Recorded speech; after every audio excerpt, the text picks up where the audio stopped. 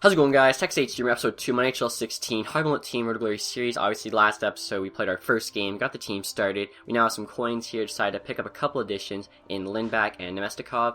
Obviously, Lindback is the starting goaltender, 81 overall, 6'6", not too bad, especially for that 400 coin. I think that's a really good starting goalie for us.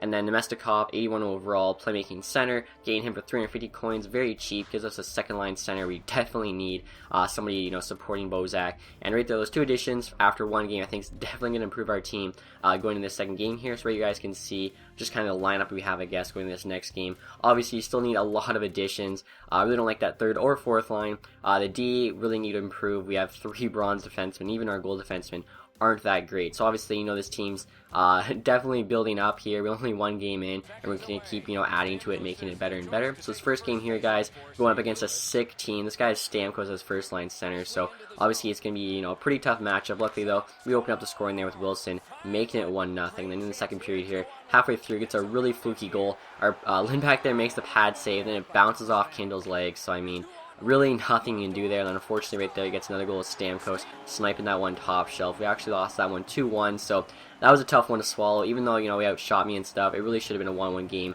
going into overtime, but that one just really unlucky bounce just sealed the deal for us. So I'm gonna get back in it here and try to make up another win. Right here, guys, picking up Louis Eriksson, 400 coins, amazing, 84 overall running playmaker, really nice offensive stats. 84 overall usually is rare, so the fact we got him for 400 coins is insane. Again, same thing with Ryan Ellis, getting him for 600 coins, another 84 overall non-rare gold player. Really, we're just looking for quality here, and the fact that they're both 84 overall and non-rare gold means they're basically kind of like undervalued for how good they are because they're not rares. So that's something to look for if you're just trying to build your team. 284 overall players for 1,000 coins, like that's pretty impressive. Usually you'd have to pay about 1,000 for one of them if they were rare. Also, they both have really good stats offensively, which is what we need, to put the puck in the back of the net. I think defensively we're at least okay here for Division 10, but we need to start scoring some more. So you guys is just a look at all the special teams. I think we no longer have any bronze players on special teams, which is very good. It really doesn't, it's not very good when you want a power play and you got like a 60 overall guy there, helping you out. Not really going to do much for you. So next game here, guys, you can see we're going up against Sergeant Sandusky. Looks like his best player is Bieksa, so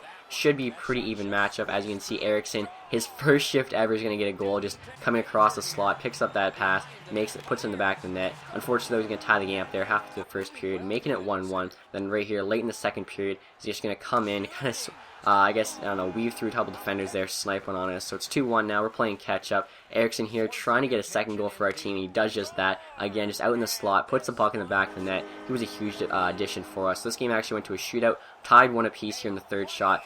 Had Nemestikov there. I waited a little bit too long to do my deke. He ends up poking it. So we need a big save here from Lindback. I'm not sure why you don't get to use your control goalies in shootouts now. I thought they were going to add that, but unfortunately you don't. So as you can see, he gets the goal there. Pretty nice goal actually. No glitch goal or anything like that. So lost that game in the shootout. At least we get 1 point for it. It was a really close game, as you guys can see by the stats there. So close loss. Definitely have to rally here and start winning some games and make the comeback. As you guys can see, we have some more coins though. Decided to go out and get a big addition. Thomas Hertl, most recent player yet, 950 coins, 84 overall center sniper. Really nice offensive stats for a player for 950. He's our new first line center that pushes Bozak to the second line, Nemestikov to the third line, just giving us a lot more depth, especially with the power play and the penalty kill. I can rotate them all so they're not as fatigued, I guess. I'll have probably Hertl on both, but I'll have Bozak and Nemestikov kind of split in time on the special teams. So hopefully this gives our team a bit more depth. Hertl obviously is a first line center, is a big addition.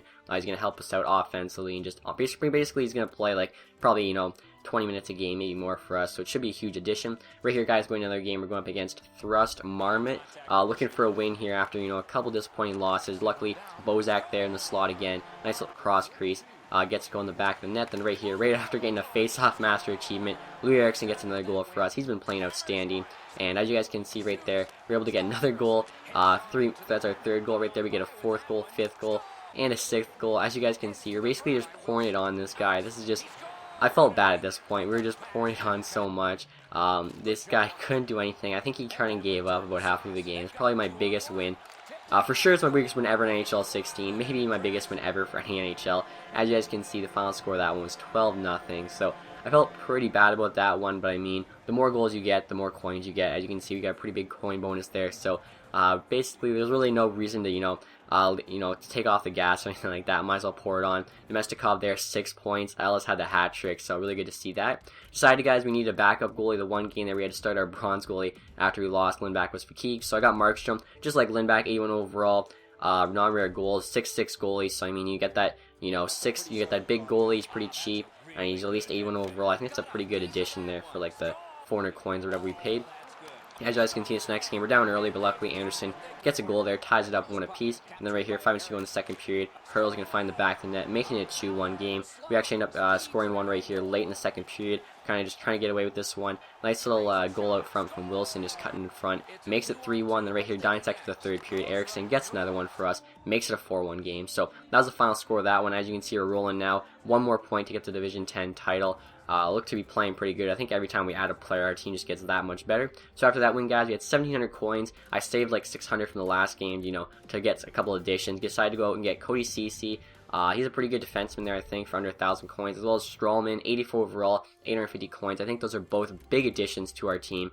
And as you can see, after that, we'll have like no coins left, but we're now going to have solid defensive core. I think we have 5 of our 6 defensemen are now gold. Also, we no longer have Marinson playing on the right side, now on the left side, so our chemistry is also higher. And sorry, we have 6 defensemen all gold now, so all gold, all 6 of our defensemen are gold, which is a huge upgrade because having a couple bronze guys. Special teams also look a lot better. We have a lot better, defensemen on the back end there, and I think our team's looking very strong, especially considering how many coins we spend and the fact that we're still in Division 10. I think, this team could definitely compete all the way up to probably Division 7 or so, and by that time, we're going to have even more coins and even better teams, so it's looking good. It's the last game of the episode here, guys. Beginning the second period, Eriksson picks up that loose puck, goes 5-hole on the goalie. Really nice goal there. Like I said, Eriksson's just been a beast for me. 84 overall. He should honestly be a rare gold player, but he's not, so I'm not going to complain. Nemestikov there with a goal makes it 2-0. Eriksson feeds Dano there, snipes that one top shelf, makes it a 3-0 game. We also get a achievement there for not my Gatorade, which is basically just knocking the Gatorade ball off the top of the net. Right here, though, he answers back with O'Reilly, makes it 3-1. That was in the third period, and then right here,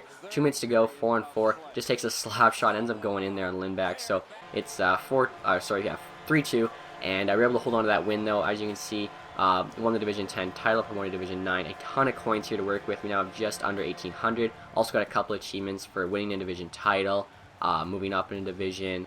I think those are 2 things we got achievements for. So looks really good. That game there, a lot closer on the scoreboard than it really was. As you can see, finished 4-2. We had 33 shots to 17. And, 1 goal and 1 assist for Dano and Eriksson. Like I said, Eriksson's just been killing it. So right here, guys, looking at our stats after that first season. Nemestikov, 9 points in 5 games. Dano there with 9 and 6. Eriksson, 9 and 4. That's insane.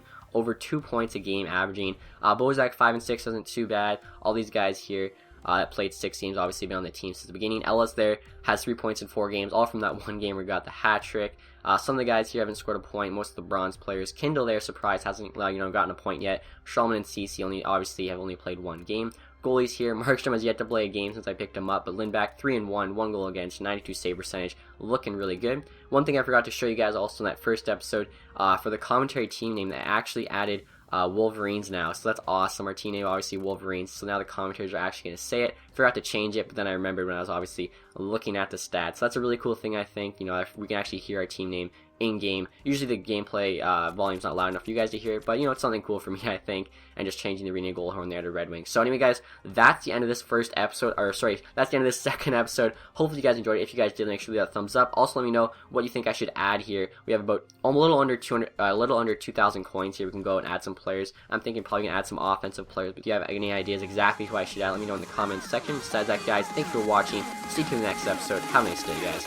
Goodbye.